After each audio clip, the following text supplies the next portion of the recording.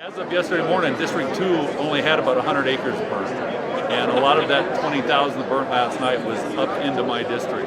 Luckily enough, it's where we don't have any residences, and I've been real fortunate in my district that it hasn't come any closer in and destroyed any homes or anything else. I feel really bad for the folks that did lose their homes, but they really need to pay attention to these advisories. And when it comes mandatory, you have to be ready to leave right away. That's the biggest thing I can put out there. Last thing is, I can't say enough thanks for all our staff. Every bit of help we've received from every other county and all the CAL FIRE. It's amazing to go there in the morning and watch the briefing. So thank you very much. The police are in correspondence with the Sheriff's Office, with the Office of Emergency Services. Our Public Works is out there working with CAL FIRE, trying to make sure that they are able to get their lines through. We're wanting to make sure that the City of Clear Lake is as safe as possible, but if there does come to the point where we have to declare evacuations, we're hoping that that's not going to be happening, but just to be safe, if it does get to that point, then citizens need to heed those warnings. Advisory evacuations mean that you need to get your medications and personal items ready to evacuate. But if you get a mandatory evacuation, please listen to the personnel and evacuate as quickly as possible. It's been a real tough time for the residents of Lake County, but we'd like to say that from the California Highway Patrol's point of view, we're working very closely, providing the resources that we can to the Sheriff's Department, to the CAL FIRE people, and the other emergency responders to make sure that the community and the county is in fact safe. Unfortunately, we have had to do some road closures. In this case, we have State Route 20 closed from Lake County all the way over to the Volusia County or Interstate 5 area, and that's because the fire is truly threatening that area, and the fire crews have to have SR 20 or State Route 20 to fight it. So I ask the indulgence of all of our residents to please be patient, and that as soon as we can open that road and it's safe to proceed, we'll absolutely do so. As far as the state of California, significant resources have been brought in. Over 2,000 fighting on the front lines of the Rocky Fire. It's now the largest in the state of California, and significant resources still flowing in. Earlier today, we saw 400 hand crews flown in from across the west into McClellan Air Force Base.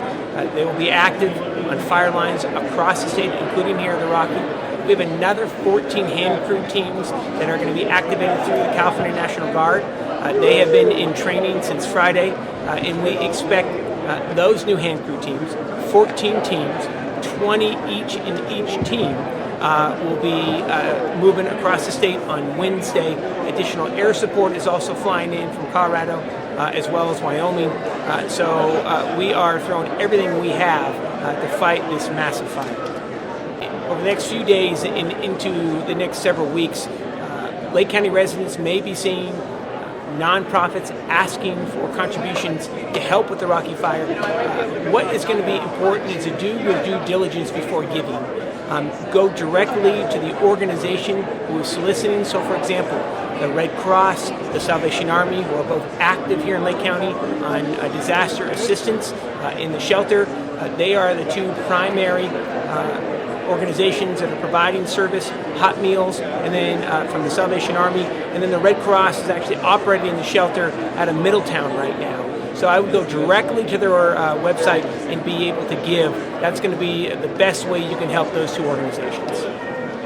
The public safety folks, both fire and police, are on the job. They're the best that there are. They're doing a great job. You've got the Red Cross, you've got PG&E. Everybody's out there doing fantastic work. And you've got two great state representatives, and Senator McGuire and Assemblyman Dodd. They're going to be working the state angle. I'll be helping all I can from the federal angle. And the Office of Emergency Services, the governor's office, is here today. They're going to work through this, and they're great people to work with. I've worked with both of the young women that are here in Lake County just in the last year with the Napa earthquake. So everybody's on board, and Lake County is our #1 priority. You were asking about the control burns that we used to have. We actually still do have them. but because of the drought conditions, it has to be, we have to meet certain criteria. We cannot be unsafe if those control burns in those areas don't meet the criteria as far as the weather being cooler, the humidity being higher, no winds, and especially how dry the vegetation is. We look at a lot of different angles before we'll do a control burn. There's still a viable thing to do. However, we can't afford to do them right now just because of the drought and the danger it possesses. Well, we activated the EOC, the Emergency Operations Center for the county, on Wednesday evening, and we've been working 24/7 since. We quickly outgrew the space at the county's normal EOC and actually partnered with the Big Valley Band of Pomo here in Lake Port and have moved into a new EOC location there at Konocti Vista Casino, which has served us well. And we're partnering with all local, state, and federal agencies, including the Lake County Sheriff's Office and North Shore Fire. Jay Berstianos, their fire chief, has been instrumental in helping us work with the community. I was going to add a little bit to the support provided by local government for the state. So the state comes in and tries to find the right resources at the right time to provide in support of county operations. So right off the bat, Marissa had the foresight to order up specific resources to help the county respond to this event. And we have emergency managers from across the Bay Area here supporting the incident. And what that allowed Marissa to do is maintain a 24-hour operation since Wednesday and now currently at the Big Valley Rancheria, who has done an amazing job at really serving the people that are supporting the base camp and ICP at the county fairgrounds. So what that translates to, of course, is a rapid coordination of resources that are needed by the county that range anything from early on, I believe Marissa said, that there was the town of Clear Lake had an evacuation advisory. So she had her public health officer there who worked with the state to coordinate the potential evacuation of patients, who needed special medical care. So having this operation center in place with the right people ensures that depending on the scope of this disaster and where the fire goes and the threat and the impact of this threat, that we work directly with the first responders on scene to coordinate all the assets needed to ensure that we have enough people helping with evacuation, helping with communicating the impact of this thing, and of course moving into recovery. Hi, my name is Lake County Sheriff Brian Martin. We're in the middle of the Rocky Fire here in Lake County. As you can see behind me, this fire is active, it's actively involved, and a lot of people have lost their homes, lost their property, and been displaced. During this time, there are many organizations that are out there that are willing to help, such as the American Red Cross, the County Office of Emergency Services, Salvation Army, and other organizations. There are unfortunately people that will take advantage of disasters like this and try to victimize you and take your money.